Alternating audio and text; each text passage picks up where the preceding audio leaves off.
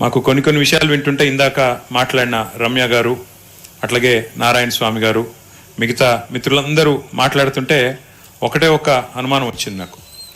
వారి గొంతులో వణుకు వినబడుతున్నది అని చెప్పి సోదరులు మాట్లాడారు. భయం, వణుకు, ప్రభుత్వం ఎప్పుడు మా ఆస్తులు లాక్కుంటుందో అనే ఒక భయం కనబడుతుందని మాట్లాడినారు.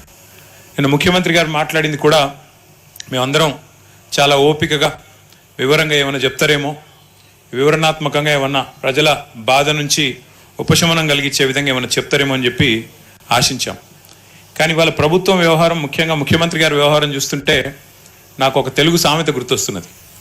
వెనుకటికి ఎవరికో మింగడానికి మెతుకు లేదంట కానీ మీసాలకు సంపెంగ నూనె పెట్టినట్టు వెనుకటికి ఎవడు. అట్లే ఉన్నది ముఖ్యమంత్రి రేవంత్ రెడ్డి గారి వ్యవహారం చూస్తుంటే. నేనేదో ఉత్తగా ఆయన మీద కోపంతోనూ ఇంకొకరి మీద కోపంతోనూ చెప్తలేను. ఆయన వ్యవహారం అట్లున్నది. మీరు చూడండి, ఆయనంతటా ఆయన్నే చెప్తాడు మాటలు. మళ్ళీ ఇంకో మనిషి కాదు చెప్పేది, ఆయన ఇచ్చి ఆయనే చెప్తాడు. ఏమంటాడు? నాగర బుడ్డ పైస లేదు, నన్ను కోస్తే రూపాయి రాదు, నేను ఢిల్లీ పోతే దొంగ లెక్క చూస్తుండ్రు, చెప్పులు ఎత్తుకపోతాడేమో అని భయపడుతుండ్రు. అసలు ఇంకొక మాట ఆయన చెప్పింది గమ్మత్ మాటలు.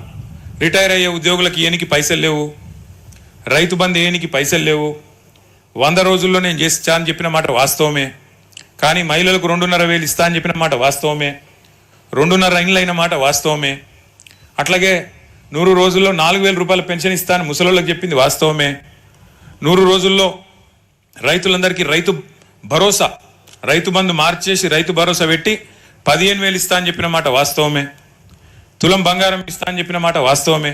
కానీ ఇప్పుడు అవేవి చేయడట, అవే వద్దంట, ఇంకా వాటి గురించి మాట్లాడంట. కానీ ఇప్పుడు మాత్రం ఖచ్చితంగా మూసి మాత్రం చేసి తీరుతా. మరి ఏదో ఈ విచిత్రమైన మనస్తత్వం అర్థం కాదు. 100 రోజుల్లో నువ్వు చెప్పిన మాటలు ఏవి నిలబెట్టుకోవడానికేమో నీ దగ్గర డబ్బులు లేవు. 100 రోజుల్లోనే 6 గ్యారెంటీలు అని చెప్పిన మాటలు నిలబెట్టుకున్న దానికేమో పైసలు లేవంట. కానీ మూసీని మాత్రం 1,50,000 కోట్లతో సుందరీకరించడానికి మాత్రం డబ్బులు వస్తాయంట. అందాల పోటీలు పెట్టడానికి మాత్రం 200 కోట్లు ఉంటాయి.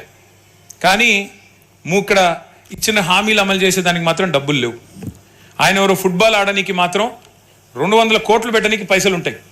కానీ ప్రజలకు ఇచ్చిన హామీలు అమలు చేయడానికి పైసలు లేవు. అందుకే అన్నాను, నేనేదో కోపంతోనూ ఇంకో దాంతో కాదు, మింగ మెతుకులేదు కానీ మీసాలకు సంపెంగ నూనె అన్నట్టు ఇవాళ ముఖ్యమంత్రి రేవంత్ రెడ్డి గారి వైఖరి, రేవంత్ రెడ్డి గారి ప్రవర్తన ఉన్నది. కేసీఆర్ గారు గతంలో ముఖ్యమంత్రిగా ఉన్నప్పుడు ఒకసారి అసెంబ్లీలో పవర్ పాయింట్ ప్రజెంటేషన్ ఇచ్చారు. దీని గురించి నీళ్లు, వాటిని ఎట్లా వాడుకోవాలి, నిర్మాణాలు ఎట్లా చేయాలి, ఆ నదులకు బరాజులు అంటే నీటికి ప్రవహించే నీటికి అడ్డంగా బ్యారేజ్ కట్టి ఎట్లా నీళ్లు తీసుకొచ్చి తెలంగాణలోని ప్రతి ఎకరం ప్రతి ఇంచు సస్యశ్యామలం చేయాలి అని దాదాపు 2 గంటల పాటు కేసీఆర్ గారు నిండు శాసనసభలో రాష్ట్రం మొత్తం ఆసక్తిగా చూస్తుంటే ఒక నిర్మాణాత్మకమైన వివరణాత్మకమైన ప్రజెంటేషన్ ఇచ్చారు. నేను రేవంత్ రెడ్డి గారు ఇచ్చిన ప్రజెంటేషన్ కూడా నేను చూసిన. కేసీఆర్ గారు నిర్మాణం గురించి మాట్లాడితే రేవంత్ రెడ్డి గారు మాత్రం మొత్తం విధ్వంసం గురించి మాట్లాడినారు. మూసీలో ఎట్లెట్లా ఎవరెవరిని ముంచుతా, ఎన్ని ఇండ్లు గులగొడతా. 2.5 ఏళ్ళు అయిందండి. నేను అడుగుతా ఉన్నా, ఇక్కడికి వచ్చిన మా సోదరుల్ని సోదరిమణుల్ని, రేవంత్ రెడ్డి గారిని కూడా నేను అడుగుతున్నా, అయ్యా 2.5 ఏళ్లలో హైదరాబాద్లో కానీ హైదరాబాద్ చుట్టూ కానీ జిహెచ్ఎంసీలో కానీ ఇవాళ ఓఆర్ఆర్ లోపల కానీ కొత్తగా ఒక్క ఇల్లు కట్టినవా నువ్వు ప్రభుత్వం తరపున? ఒక్క ఇల్లు, ఒక్క ఇటుక పెట్టినవా? ఒక్క కొత్త ఫ్లైఓవర్ కట్టినవా? ఒక్క కొత్త బిల్డింగ్ కట్టినవా? ఒక్క మంచి పని చేసినవా? కానీ నేను చూపెడతా, ఎన్ని వేల వందల ఇండ్లు కూలగొట్టినవో చూపెట్టమంటావా? ఒక్కొక్క బస్తీల బుల్డోజర్లు పంపి ఇష్టం వచ్చినట్టు ఎన్ని కూలగొట్టినావు? అందుకే ఇవాళ మేము అంటున్నాం, కేసీఆర్ గారు నిర్మాణం గురించి మాట్లాడితే నిన్న ఈయన విధ్వంసం గురించి మాట్లాడినాడు. కానీ నేను ఇంకా రాజకీయ విమర్శల జోలి తగ్గించి కొన్ని వాస్తవాలు మీ ముందు పెట్టదలుచుకున్నాం. ముఖ్యమంత్రి గారేమో 5 స్టార్ హోటల్లో, 5 నక్షత్రాల హోటల్లో ప్రాజెక్టు బాధితులు కానీ ప్రాజెక్టు సంబంధం ఉన్న వాళ్ళు కానీ ఒక్క మనిషి లేడు అక్కడ.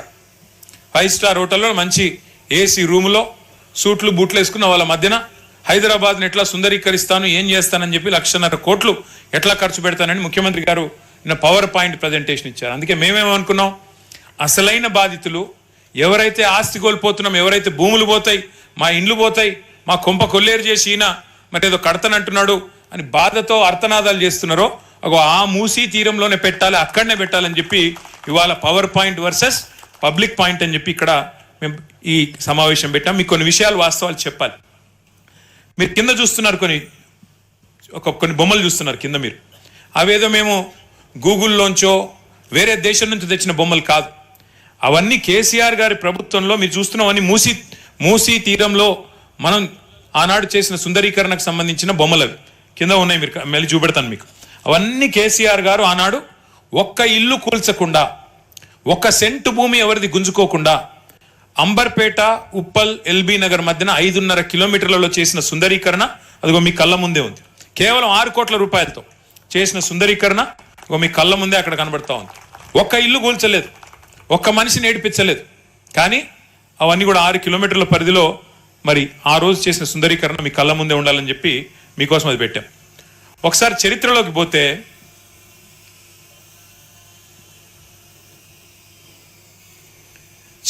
పోతే అసలు మూసీ పుట్టేది మీకు వికారాబాద్ అనంతగిరి అడవుల్లో అక్కడ పుట్టి కిందికి ముచ్చుకుందా నది అంటే నేటి మూసీ నది మొత్తం పైన రంగారెడ్డి జిల్లా నుంచి వికారాబాద్ జిల్లా నుంచి ప్రవహించి హైదరాబాద్ నుంచి కిందికి పోతూ కిందికి నల్లగొండ నుంచి కిందికి పోయి నల్లగొండ జిల్లా వాడపల్లి దగ్గర కృష్ణానదిలో కలుస్తుంది. కృష్ణానది అల్టిమేట్గా పోయి కింద సముద్రంలో కలుస్తుంది. అంటే దాదాపు 250 కిలోమీటర్లు పైనుంచి కింది వరకు మూసీ ప్రవాహం ఉంటుంది. ఒకప్పుడు మూసీ అనేది హైదరాబాద్ నగరానికి జీవనాడి. అసలు హైదరాబాద్ నగరానికి ముగ్గుబోసిందే మూసీ తీరం మీద. మూసీ పక్కనే ముగ్గుబోసి ఆ రోజు కులీ కుతుబ్ షా గారు మా నగరం ఆబాద్ కావాలి, మా నగరం మరి ఎట్లా అయితే ఒక చెరువులో చేప పిల్లలతో నిండుగా కలకల్లాడే విధంగా ఉంటుందో మా నగరం కూడా మూసీ తీరంలో కొడుతున్న ఈ నగరం కూడా అంత గొప్పగా ఉండాలని చెప్పి ఆ రోజు దేవుణ్ణి మొక్కినాడంట.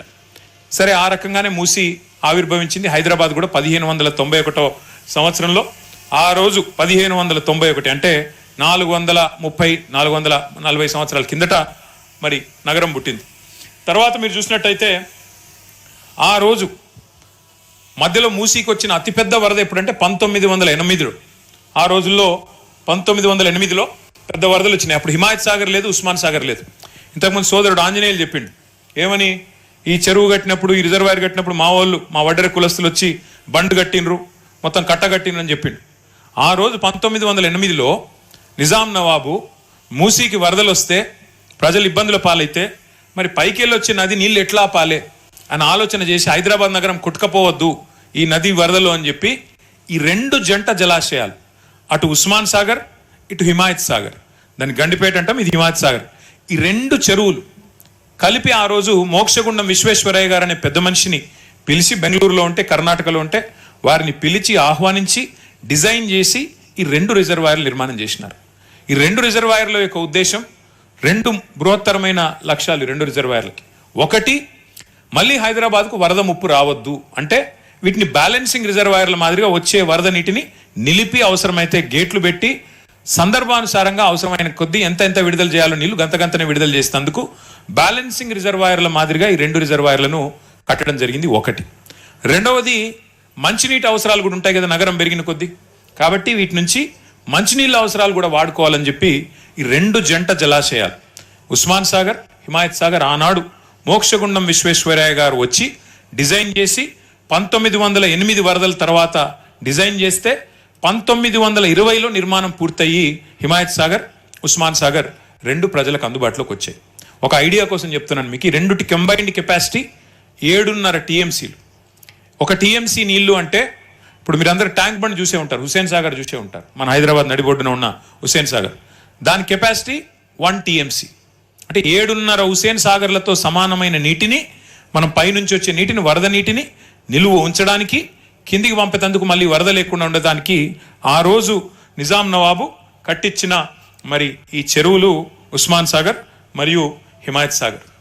ఏం జరిగింది మరి, 1920లో నిజాం కట్టించిండు, 1948లో మనకు స్వాతంత్రం వచ్చింది, దేశంలో కలిసినాం, హైదరాబాద్ సంస్థానం.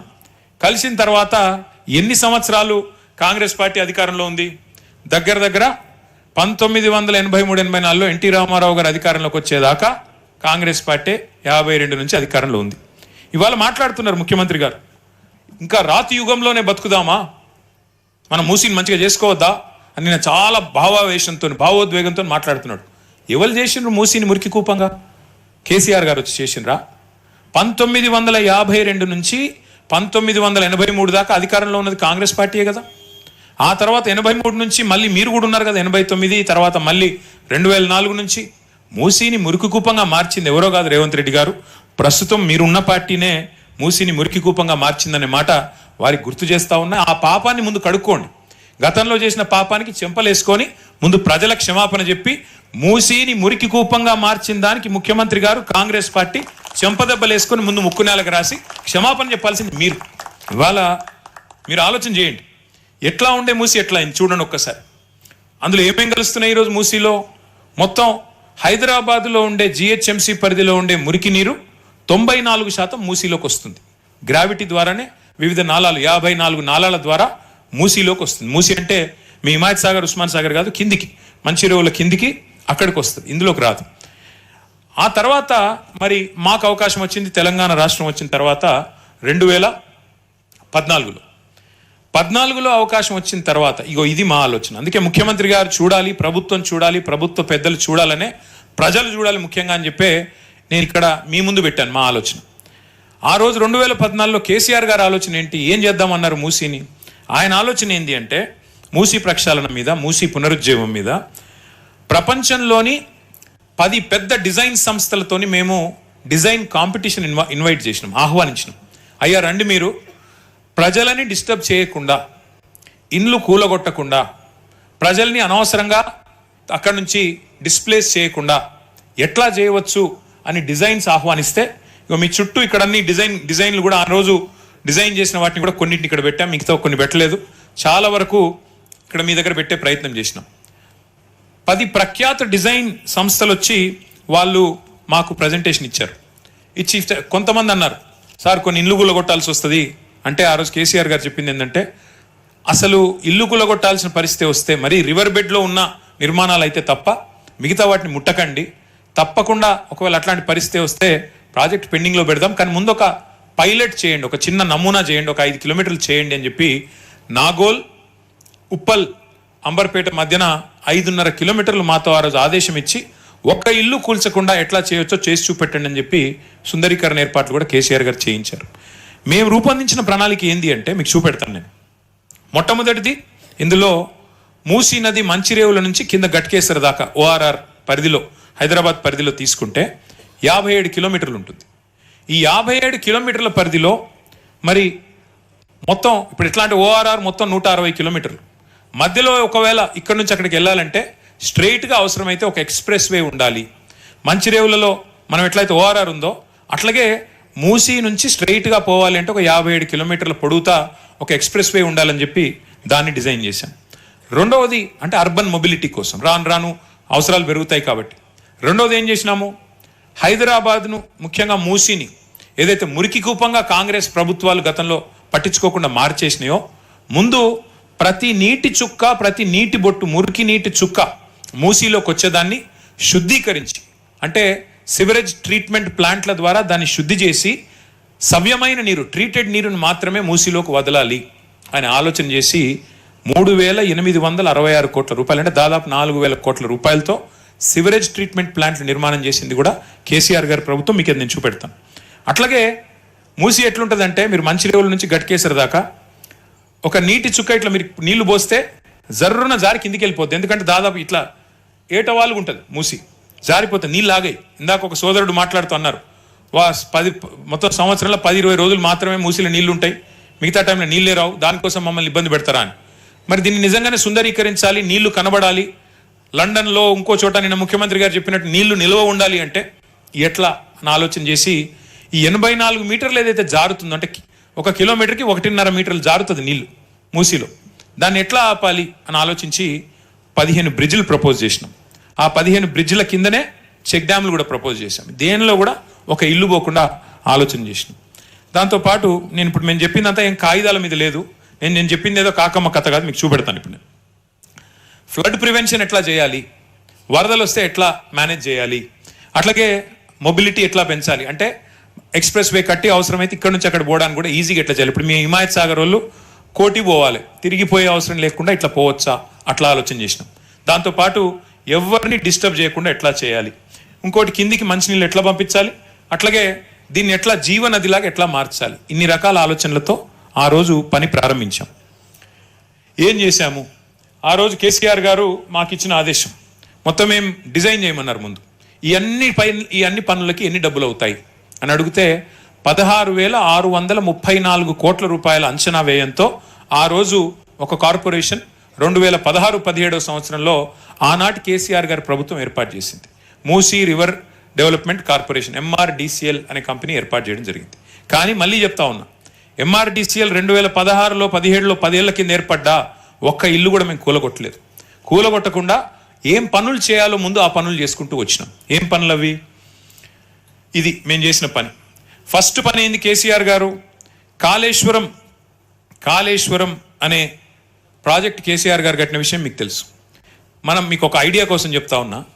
తెలంగాణ ఎట్లుంటుందంటే భౌగోళికంగా ఇట్లా ఒక గుడిసెలాగా ఉంటుంది. ఒక గుడిసెలాగా ఇట్లుంటుంది ఈ షేప్. ఒక వరుస నుంచి ఇక్కడ నుంచి గోదావరి నది పారుతుంది, ఇక పక్క నుంచి మన కృష్ణా నది ఉంటుంది. హైదరాబాద్ అనేది మనం ఎక్కడైతే హిమాయత్ సాగర్లో ఉన్నామో 535 మీటర్లు సముద్ర మట్టానికి 535 మీటర్ల మీద హైదరాబాద్ నగరం ఉంటుంది. మరి గోదావరి నది 80-100 మీటర్ల మీద వారుతుంటుంది. కృష్ణా నది 110-120 మీటర్ల మీద వారుతుంటుంది. అంటే నీళ్లు, కృష్ణా నీళ్లు తేవాలన్నా గోదావరి నీళ్లు తేవాలన్నా 400-500 మీటర్లు పైకి లిఫ్ట్ చేయాలి మనం. అది చేయాల్సిన పని. కేసీఆర్ గారు ఏం చేశారు? కాళేశ్వరం ప్రాజెక్టు ద్వారా ఒక రోజుకి 2 TMCల నీళ్లు, 2 TMCలు అంటే ఎంత? 2 హుసేన్ సాగర్లలో పట్టే అన్ని నీళ్లు ఒక రోజులోనే 80 మీటర్ల నుంచి 618 మీటర్ల దాకా తెచ్చిన ప్రాజెక్టే కాళేశ్వరం ప్రాజెక్టు. ఆ కాళేశ్వరం ప్రాజెక్టు ద్వారా కేసీఆర్ గారు చేసింది ఏంది? కొండపోచమ్మ సాగర్ అని ఇక్కడే మనకు దగ్గరలో, మీకు గజ్వేల్ దగ్గర ఉంటుంది, అక్కడికి నీళ్లు తీసుకొచ్చాం. అక్కడి నుంచి ఏం ఆలోచన చేసినామో మీకు చెప్పే ప్రయత్నం చేస్తా ఉన్నాం. 1100 కోట్లు ఆ గోదావరి నీళ్ళని తీసుకొచ్చి, ఆ కొండపోచమ్మ సాగర్ 618 మీటర్ల మీద ఉంటుంది, మనం ఉన్నది 535 మీటర్లు. కాబట్టి అక్కడి నుంచి అంటే నెత్తి మీద కుండ పెట్టినట్టే ఆ కుండ నొలకపోస్తే డైరెక్ట్గా గ్రావిటీ ద్వారానే నీళ్లు మీ హిమాయత్ సాగర్లోకి, మీ ఉస్మాన్ సాగర్లోకి రావాలి. అందుకే ప్రణాళిక రూపొందించి మే 2023లో 1100 కోట్ల రూపాయలతో ఈ పని చేయవచ్చు అని చెప్పి క్యాబినెట్లో ఆమోదం తెలిపాం. సవితా ఇంద్రారెడ్డి గారు, మేమందరం ఆ క్యాబినెట్లో ఉన్నాం. ఇది ఫస్ట్ పని చేశాం. రెండోది ఏం చేశాం? ఇందాక నేను చెప్పినట్టు హైదరాబాద్లో మన ప్రభుత్వం వచ్చే నాటికి కేవలం 660 మిలియన్ లీటర్లు మాత్రమే రోజు సివరేజ్ ట్రీట్మెంట్ ప్లాంట్ల ద్వారా శుద్ధీకరించేది, సివరేజ్ ట్రీట్మెంట్ ప్లాంట్ల ద్వారా ట్రీట్ చేసేది. కానీ హైదరాబాద్లో రోజుకు 2000 MLDల నీళ్లు, మురికి నీళ్లు ఉత్పత్తి అవుతా ఉన్నాయి. అంటే మూసీలోకి వచ్చే ప్రతి చుక్కను మంచిగా చేయాలంటే ఇంకొక 1300 MLDల కెపాసిటీతోని సివరేజ్ ట్రీట్మెంట్ ప్లాంట్లు పెట్టాలి.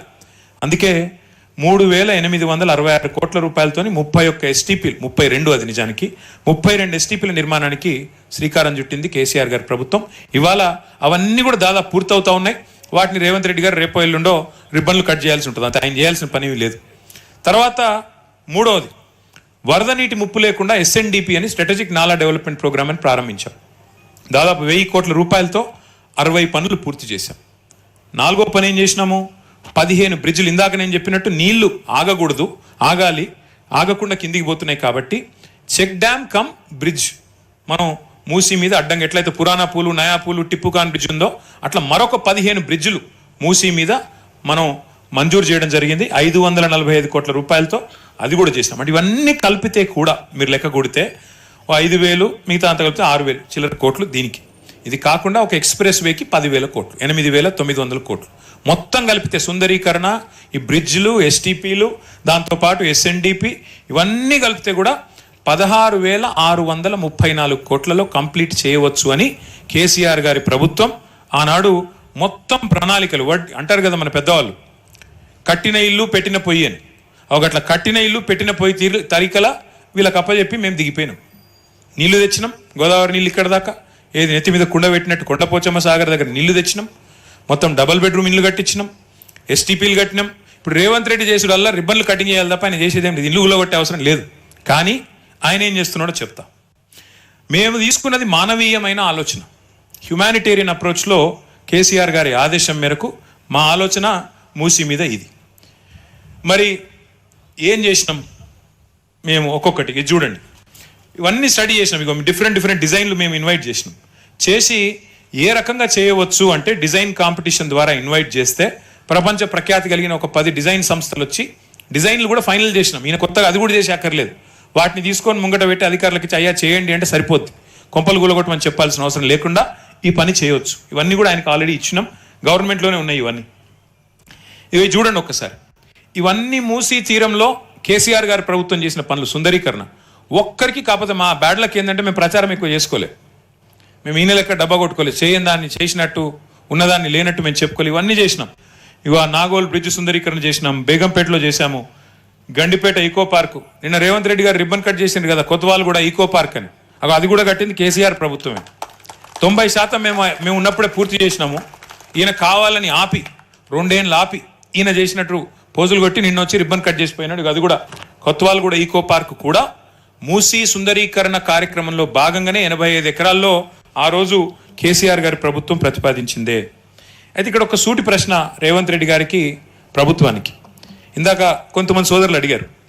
నమామి గంగే అని కేంద్ర ప్రభుత్వం 2000 కిలోమీటర్ల గంగానది పరిధిలో నమామి గంగే అనే ప్రాజెక్ట్ స్టార్ట్ చేసింది.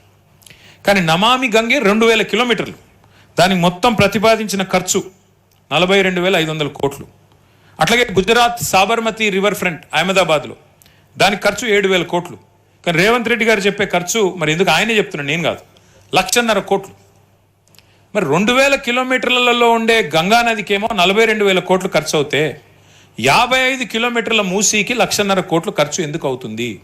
ఇందాక మాట్లాడిన బాధితులు కానీ మేం కానీ ముఖ్యమంత్రి గారికి చెప్పేది, అయ్యా నువ్వు మంచి పనులు చేస్తా అంటే మేము అడ్డుకోవడానికి మాకేమి, మేము ఈ నగర పౌరులం, ఈ రాష్ట్ర బిడ్డలం, ఈ రాష్ట్రం కోసం కష్టపడి మా నాయకుడు తన ప్రాణాలకు సైతం తెగించి కొట్లాడినవాడు, మేము వద్దనం. కానీ నువ్వు సుందరీకరణ పేరిట 1000 కోట్లు దండుకుంటాను నా కుర్చీని కాపాడుకోవడానికి, ప్రజలని డబ్బులతో కొనేయడానికి అంటే మాత్రం ఖచ్చితంగా ప్రజా సొమ్మును మాత్రం దోచుకుంటానంటే మాత్రం అడ్డుకుంటాం, అందులో అనుమానం లేదు. నేను ఇక్కడ ఒక్క మాట దయచేసి మీరు ఆలోచన చేయండి. విచిత్రమైన విషయం, ఆయన అసలు మూసీ కోసం పనిచేస్తుండా లేదా మూసీ పక్కన ఉన్న భూముల మీద కనుబడి ఆపుతున్నాడా మాకైతే అర్థం కావట్లేదు. నేను ముఖ్యమంత్రి గారు ఓపెన్గా అంటున్నాడు, నేను రియల్ ఎస్టేట్ వ్యాపారం చేస్తే తప్పేంటి, ప్రభుత్వం రియల్ ఎస్టేట్ వ్యాపారం చేస్తే తప్పేంది అని ఉల్టా దబాయిస్తూ ఉన్నాడు. దేశవ్యాప్తంగా మేధావులు ఇవాళ అనుమానాలు వ్యక్తం చేస్తున్నారు. మేధా పాట్కర్ గారు ఆఖరికి విచిత్రమైన విషయం, ఏ గాంధీ గారి బొమ్మ పెడతానని ముఖ్యమంత్రి గారు అంటున్నారో ఆ గాంధీ గారి మునిమన్మడు తుషార్ గాంధీ చెప్తున్నాడు, అయ్యా మా తాతగారి పేరు, మా ముత్తాత గారి పేరు నాశనం చేయకు నువ్వు, ఆయన పేరు మాట్లాడకు నువ్వు, దయచేసి ఆయన పేరు చెప్పి నువ్వు కొంపలు కొల్లేరు చేయకు, అనవసరంగా ఆయన చెడ్డ పేరు తెక్కుని గాంధీ గారి మునిమన్మడు కూడా మొత్తుకుంటున్నాడు. అయినా రేవంత్ రెడ్డి ఇంటలేడు. ఒక్కసారి నేను మీకు ఒక మాట చూపెట్టాలి. ఇది చూడండి, ఇవన్నీ ఆ రోజు మూసీ తీరంలో కేసీఆర్ ప్రభుత్వం చేసిన సుందరీకరణ. ఇందాక నేను చెప్పాను కదా, నాగోలు ఉప్పల్ మధ్యలో చేసిన అంబర్పేట మధ్యలో అని. ఇవన్నీ ఆ రోజు కేవలం 6 కోట్ల రూపాయలతో మాత్రమే, ఒక్క ఇల్లు కూలగొట్టకుండా కేసీఆర్ గారు ఇవన్నీ చేసి పెట్టారు. ఏదో గేటెడ్ కమ్యూనిటీ కాదు, ఇది ఉప్పల్ బగాయతు నాగోలు అంబర్పేట ప్రాంతంలో 5.5 కిలోమీటర్ల పరిధిలో 2 వైపులా కేసీఆర్ గారి ప్రభుత్వం ఆనాడు చేసిన సుందరీకరణ యొక్క ఫలితాలు మీ కళ్ళ ముందు ఉన్నాయి. మరి ఇది నువ్వెందుకు చేయలేకపోతున్నావు రేవంత్ రెడ్డి గారు నేను అడుగుతా ఉన్నా. మీరెందుకు మా మాదిరిగానే, మా ప్రభుత్వం మాదిరిగానే ఇల్లు కూలగొట్టకుండా ఎందుకు చేయలేకపోతున్నారు? అయితే ఈ మధ్యన ఇందాక చాలామంది మిత్రులు బఫర్ల గురించి, FTLల గురించి పాపం చాలా బాధగా, ప్రభుత్వమే చెప్పింది కదా, ప్రభుత్వమే అమ్మింది కదా, మేము కొనుక్కున్నాం కదా, డబ్బులు కట్టినాం కదా, రిజిస్ట్రేషన్లు కట్టించుకున్నారు కదా, ఇంటి పన్ను కడుతున్నాం కదా, మీరే కాగితాలు ఇచ్చారు కదా, మీరే రిజిస్ట్రేషన్లు చేశారు కదా, మరి మీరెట్లా అడుగుతున్నారు అంటున్నారు. ముఖ్యమంత్రి గారు ఏం చెప్తున్నారు, అధికారులు ఏం చెప్తున్నారు, బఫర్ జోన్ మీ రాజేంద్ర నగర్ RDO గారు చెప్పింది నేను విన్నాను, 500 మీటర్లు అటు 500 మీటర్లు ఇటు బఫర్ జోన్ ఉంటుంది అంటాడు. అంటే బఫర్ జోన్లు కేవలం పేదవాళ్ళకి, మధ్యతరగతి ప్రజలకు మాత్రమే ఉంటాయా, పెద్దవాళ్ళకు ఉండవా? నేను ఒకటి అడుగుతా ఉన్నా ముఖ్యమంత్రి గారిని, అసలు నీ సొంత ఇల్లు, రేవంత్ రెడ్డి గారి సొంత ఇల్లు, వాళ్ళది వీళ్ళది కూడా కాదు, కొడంగల్లో రేవంత్ రెడ్డి సొంత ఇల్లు కోస్గి అనే గ్రామంలో ఉంది, కోస్గి అనే మండల కేంద్రంలో ఉంది మున్సిపాలిటీలో. ఆయన ఇల్లు ఉన్నది రెడ్డికుంట అనే ప్లేస్లో ఉంది. అంటే ఆయన ఇల్లు కూడా ఒక మొత్తం చెరువు మధ్యలో FTLలోనే ఉంది. ఇది వాస్తవం నేను చెప్పేది. ఇప్పుడు నేను 10 సార్లు చెప్పాను. నేను చెప్పింది తప్పైతే రేవంత్ రెడ్డి గారు మీరు రేపు కాగితాలు బయట పెట్టండి. రేవంత్ రెడ్డి పేరు ఉన్న ఇల్లు కొడంగల్లో చెరువులో ఉన్నమాట వాస్తవమా కాదా, FTLలో ఉన్నమాట వాస్తవమా కాదా చెప్పాలని చెప్పి నేను ప్రభుత్వాన్ని డిమాండ్ చేస్తా ఉన్నా. ఆ జిల్లా కలెక్టర్ గారు, నారాయణపేట జిల్లా అనుకుంటా, జిల్లా కలెక్టర్ గారు నేను డిమాండ్ చేస్తా ఉన్నా, మేము చెప్పేది వాస్తవమా కదా బయట చెప్పండి. రెండవది, మీ సొంత సోదరుడు రేవంత్ రెడ్డి గారి సొంత సోదరుడు యనుమల తిరుపతి రెడ్డి, ఆయన ఇల్లు ఈరోజు దుర్గం చెరువు FTLలో ఉంది. ఏమన్నా ఎందుకే ఆయనది కూలగొడతలేరంటే హైకోర్టు ఆర్డర్ ఉందంటారు. మరి అమీన్పూర్ చెరువు కిందనేమో హైకోర్టు ఆర్డర్లు ఉంటే వాళ్ళనేమో మెడలు బట్టి నూకేస్తారు. అనుముల తిరుపతి రెడ్డి కాడికి పోయే వరకు మాత్రం కోర్టు ఆర్డర్లు అడ్డం వస్తున్నాయా? అంతెందుకండి నేను అడుగుతా, అంత దూరం ఎందుకు? ఇక్కడ మనం హిమాయత్ సాగర్లో ఉన్నాం, కావాలంటే కెమెరాలతో మా దగ్గర రండి. ఇప్పుడు ఇక పక్కనే ఉన్నాయి పొంగులేటి శ్రీనివాసరెడ్డి ఇల్లు. చెరువు ఎక్కడుంది, ఆయన ఇల్లు ఎక్కడ చూసొద్దామా? నేను చెప్పేది తప్ప హిమాయత్ సాగర్ వాళ్ళు చెప్పాలి. వెనక చెరువును పూడ్చి మరీ కట్టిండు ఆయన. మరి హైడ్రా కనబడతలేదా? అంతేందుకు ఇప్పుడు హిమాయత్ సాగర్ గిన్నె ఉంది కదా, అందులో నట్ట నడుమన పట్నం మహేందర్ రెడ్డిది గెస్ట్ హౌస్ ఉన్నది, చూద్దామా పోయి? నేను చెప్పేది కరెక్టేనా? హిమాయత్ సాగర్ వాళ్ళు ఇవేవి కనబడతలేవు. ఇంకా విచిత్రం ఏంటంటే అసలు పాత 20 ఏళ్ళ కింద కట్టిన అపార్ట్మెంట్లు గులగొడతాడట, కానీ కడుతున్న అపార్ట్మెంట్లు ముట్టడట. ఇప్పుడు మూసీలో కడుతున్న అపార్ట్మెంట్లు ముట్టడట, 20 ఏళ్ళ కింద కడుతున్నాయి మాత్రం గులగొడతాడట. ఈ ఏమనాలి నేను, నాకు అర్థం కాక అడుగుతా. అగో వివేక్ ఇంకో మంత్రి వివేక్ వెంకటస్వామి గారి ఇల్లు కూడా ఇల్లనే ఉంది చెర్ల. కేవీపీ రామచంద్రరావు ఇల్లు గిల్లనే ఉంది. అన్ని చెర్లనే ఉన్నాయి. వీళ్ళెవ్వరు కూడా పేదవాళ్ళు కాదు, మధ్యతరగతి ప్రజలు కాదు, అందరూ ప్రముఖ రాజకీయ నాయకులు, కాంగ్రెస్ నాయకులు. కానీ వాళ్ళ ఇల్లు మాత్రం ఏ అధికారి ముట్టడు, వాళ్ళకి ఏ బఫర్ జోన్ ఉండదు, ఏ FTL వర్తించదు, ఏ సహజ న్యాయ సూత్రాలు వీళ్లకు మాత్రం వర్తించవు. అవి రమ్య గారి ఇల్లు పోతుంది, లేకపోతే మా నారాయణ స్వామి ఉన్న హనుమాన్ నగర్ ఎత్తవతల వారిస్తా అంటాడు, హిమాయత్ సాగర్లో మీరు కట్టుకున్న ఇళ్ళని బేకారంటాడు. కానీ హిమాయత్ సాగర్ చెరువు మధ్యలో ఉన్న పట్నం మహేందర్ రెడ్డి మాత్రం మంచిగా ఉండాలి, హిమాయత్ సాగర్లో చెరువును పూడ్చి కట్టిన పొంగులేటి శ్రీనివాసరెడ్డి మాత్రం నిక్షేపంలాగా ఉండాలి. ఇదేనా న్యాయం? ఇదేనా పద్ధతి? మీరు చేసే ప్రాజెక్ట్ ఇది? అసలు మీకు నీతి అంటూ ఉందా ముఖ్యమంత్రి గారికి? అందుకే నేను అనేది, మీరు మసిబూసి మారేడుకాయ చేసి ఎన్ని అబద్ధాలు చెప్పినా వాస్తవాలు వాస్తవాలుగానే ఉంటాయి. చూడండి, ఆ రోజు మేము చేసింది మొత్తం చెత్త అంతా సాఫ్ చేసి తర్వాత ఏం చేసినాం అంటే చూడండి, మూసీలో క్లీనప్ చేసి ఎక్కడికక్కడ వాక్వేస్ నిర్మాణం చేసి కింద లైటింగ్ పెట్టి పక్కది మొత్తం ఫినిష్ అయిపోయిన తర్వాత చేసింది లైటింగ్ పెట్టి నీట్గా దీన్ని అట్లా మార్చినాం. వీటికి ఎక్కడ ఒక్క కుంప కూడా మేము కూలగొట్టలేదే, దీనికి ప్రచారం చేసుకోలేదు. ఇన్నిలాగా 5 స్టార్ హోటళ్ళల్లో బిల్డప్ ఇచ్చి ప్రజెంటేషన్లు ఇచ్చి వేల కోట్ల రూపాయలు భూములు గుంజుకుంటా రియల్ ఎస్టేట్ చేస్తా అని బిల్డప్ ఇవ్వలేదే.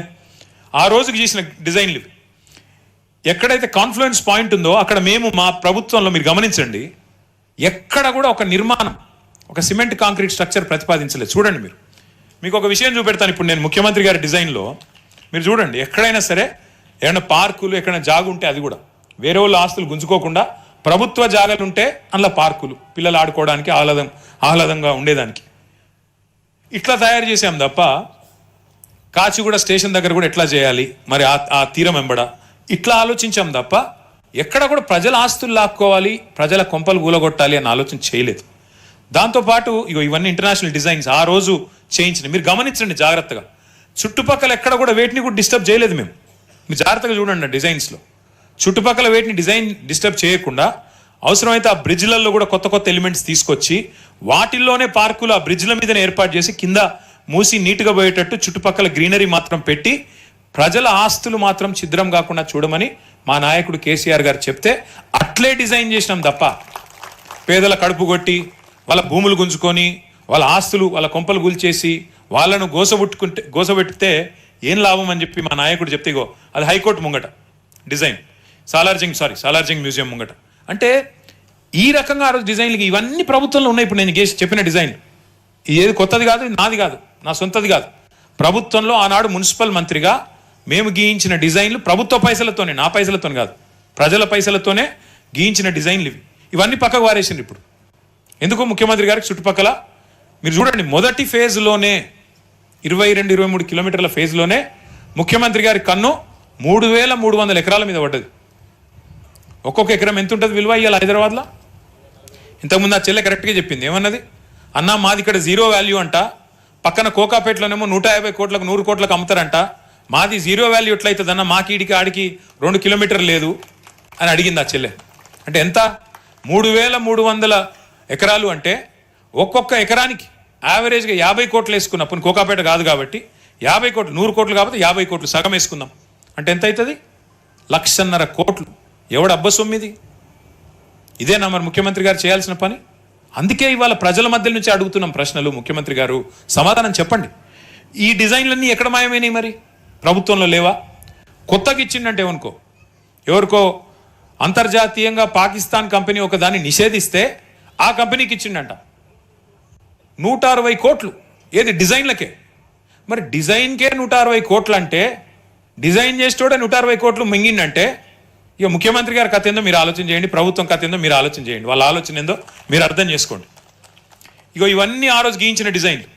ఇదేది నా కవిత్వం కాదు, నా ఒక్క పైసలు లేదు ఇందులో, నా వ్యక్తిగత పైసలు లేవు. ప్రజల పైసలతోనే కేసీఆర్ గారి ప్రభుత్వం ఆనాడు మూసీ మీద ప్రపంచ ప్రఖ్యాత కంపెనీలతో డిజైన్లు ఆహ్వానించి ఇగో ఈ రకంగా చేశాం తప్ప ఎక్కడ కూడా మేము ప్రజల ఆస్తులు ధ్వంసం చేయాలని ఆలోచన చేయలేదు. కొత్వాల్ కూడా పార్కు కట్టినా, గండిపేట దగ్గర పార్కు కట్టినా, ఇగో ఈ అంతర్జాతీయ డిజైన్లు చేసినా, ఒక సివరేజ్ ట్రీట్మెంట్ ప్లాంట్లు కట్టినా మేము ఒక్క ఇల్లు కూల్చలేదు. అట్లాగే ఇవన్నీ డిజైన్లు. ఇక దీన్ని ఇందాక నేను చెప్పిన కదా, అది కొండపోచమ్మ సాగర పైన కనబడేది 618 మీటర్ల మీద ఉంటుంది. అది ఆడికెళ్ళి 27 కిలోమీటర్లు మనం రావల్కోల్ చెరువు దగ్గర తీసుకొచ్చి ఆ చెరువులో కొండపోచమ్మ సాగర్ నుంచి నీళ్లు పోస్తే మళ్ళీ ముత్తంగి జంక్షన్ నుంచి ఆ నీళ్లు తీసుకొచ్చి మనకి ఉస్మాన్ సాగర్ కరెక్ట్గా 545 మీటర్ల మీద ఉంటుంది. హిమాయత్ సాగర్ ఇంకా కొద్దిగా కిందికి, ఇప్పుడు మనం ఉన్న ప్లేసు 537 మీటర్ల మీద ఉంటుంది. అంటే ఆడికెళ్ళి ఈడికి మనం గ్రావిటీ ద్వారా 1100 కోట్ల రూపాయలతో మాత్రమే నీళ్లు తెచ్చే విధంగా మే 2023లోనే క్యాబినెట్ ఆమోదం చెప్పింది. అయితే ఇప్పుడు రేవంత్ రెడ్డి గారు ఏం చేస్తున్నారో తెలుసా? ఈ ప్రాజెక్ట్ని మేము 1100 కోట్లతో అనుమతిస్తే కేసీఆర్ గారి ప్రభుత్వం, రేవంత్ రెడ్డి గారు దాన్ని పెంచేసి 10,000 కోట్లు చేసిండు. ఎక్కడ 1100 కోట్లు, ఎక్కడ 10,000 కోట్లు? మరి మిగతా 9,000 కోట్లు ఎవరి జేబుల్లోకి పోతున్నాయి? ఆలోచించండి. మరి ఆ రోజు మాకిచ్చింది ప్రతిపాదన మాది కాదు కదా, నాకో కేసీఆర్ గారికో మాకు తెలియదు కదా లెక్కలు. అధికారులను అడిగినాం ఎన్నైతే పైసలు అంటే 1100 కోట్లలో అయిపోతుంది సార్, ఆడికెళ్ళి నీళ్లు తేవచ్చు, ఒక కొండపోచమ్మకి వెళ్ళి గిట్లా తేవచ్చు, గిది కథ అని మాకు చూపెట్టిండ్రు. అదే అధికారులు కదా మళ్ళా. మరి రేవంత్ రెడ్డి గారు రాగానే సడన్గా 10 రెట్లు ఎట్లా పెరుగుతుంది? అంటే దీని వెనక ఏందన్నట్టు అర్థమైంది, పరమార్థమైంది దీని వెనకాల దోపిడీ తప్ప. నేను అందుకే అంటున్నాం, మేము మూసీ సుందరీకరణకు కానీ మూసీ పునరుజ్జీవానికి కానీ మేము వ్యతిరేకం కాదు, కానీ భూముల ఆక్రమణకు, పేదల సంపద కొల్లగొట్టడానికి మాత్రం ఖచ్చితంగా మేము వ్యతిరేకం. 1100 కోట్లతో అయిపోయేదానికి నువ్వు 10,000 కోట్లతో నేను చేస్తా అంటే మేము ఆ సవాల్ చేయకపోతే మరి మేము ఎందుకున్నాం ఇక ప్రతిపక్షంలో ప్రజల తరపున? అందుకే మీకు అర్థం కావాలనే ఇదంతా చూపెడుతున్నా నేను. అట్లే ఇగో ఇది మీకు ఐడియా ఉండాలని చెప్తా ఉన్నది. ఇది మూసీ ప్రవహించే పద్ధతి. మీరు పైనుంచి హిమాయత్ సాగరు, ఉస్మాన్ సాగరు, దాని నుంచి కింద అక్కడ ఔటర్ రింగ్ రోడ్లో గట్కేసర్ దాకా మొత్తం మనం ఎట్లా జాలువారుతూ పోతుందో మూసి మీకు కనబడుతుంది. అందుకే ఏం చేసినాము, చెక్ డ్యామ్లు మొత్తం 15 చెక్ డ్యామ్లు కట్టి ఈ 55-57 కిలోమీటర్ల పరిధిలో మనం ఎక్కడికక్కడ నీళ్లు నిల్వ ఉంచినట్టయితే ప్రజలు, పిల్లలు వచ్చినా ఆడుకున్నా చేసినా ఆ చుట్టుపక్కల ప్రజలకు కానీ హైదరాబాద్ ప్రజలకు కానీ ఆహ్లాదంగా ఉండేదానికి ఈ రకంగా చెక్ డ్యామ్లు కూడా గ్రేడియంట్ బట్టి డిజైన్ చేయడం జరిగింది. ఇది మనం కట్టిన ఎస్టీపీలు. నేను చెప్పిన ఏమి సినిమా స్టోరీలు కాదు. ఇవి మనం కట్టి నిర్మాణం పూర్తి చేసి ఈ ప్రభుత్వానికి అప్పచెప్పిన ఎస్టీపీలు. ఇవి మొత్తం 31 ఎస్టీపీలు. కోకాపేటలో ఒకటి కట్టినాం, ఇక్కడ పక్కనే ఉంటుంది, కావాలంటే మీరు పోయి చూడొచ్చు. నేను సబితక్కనే గతంలో ఇనాగరేట్ కూడా చేసినాం. 31 ఎస్టీపీలు. అంటే మీకు ఒక గొప్ప విషయం చెప్పాలి. ఇక్కడ కేసీఆర్ గారి విజన్ ఎంత గొప్పది అంటే, భారతదేశంలోనే ఏ నగరం కూడా ఇవాళ 100% సివరేజ్ ట్రీట్మెంట్ చేస్తలేదు. ఈ 31 పూర్తయితే హైదరాబాద్ అనేది నెంబర్ 1 నగరం అవుతుంది మొత్తం సివరేజ్ ట్రీట్మెంట్ చేసే ఒక్క నగరం. అది కేసీఆర్ గారి విజన్. అంటే మూసీలోకి ఒక్క చుక్క నీళ్లు కూడా మురికి నీరు రావద్దు, శుద్ధి చేసిన నీరే రావాలి. తద్వారా కింద ఇందాక సోదరులు చెప్పినారు, నల్గొండ పోవాలి, మనం ఎక్కడికి పోయే అవసరం లేదు. నల్గొండ ప్రజలకు కూడా మనం ఆల్రెడీ మంచినీళ్ళు ఇవ్వాలి, వారికి కూడా శుద్ధి చేసిన నీళ్ళే కిందికి పోవాలని చెప్పి 31 ఎస్టీపీల నిర్మాణం కూడా కేసీఆర్ గారే పూర్తి చేశారు. కాదు ఈ 31 ఎస్టీపీలు మనకు జిహెచ్ఎంసీ పరిధిలో వస్తాయి. ఇంకొక 31 ఎస్టీపీలకు కూడా మనమే ప్రతిపాదన పెట్టాం. రేవంత్ రెడ్డి గారు పెట్టలేదు.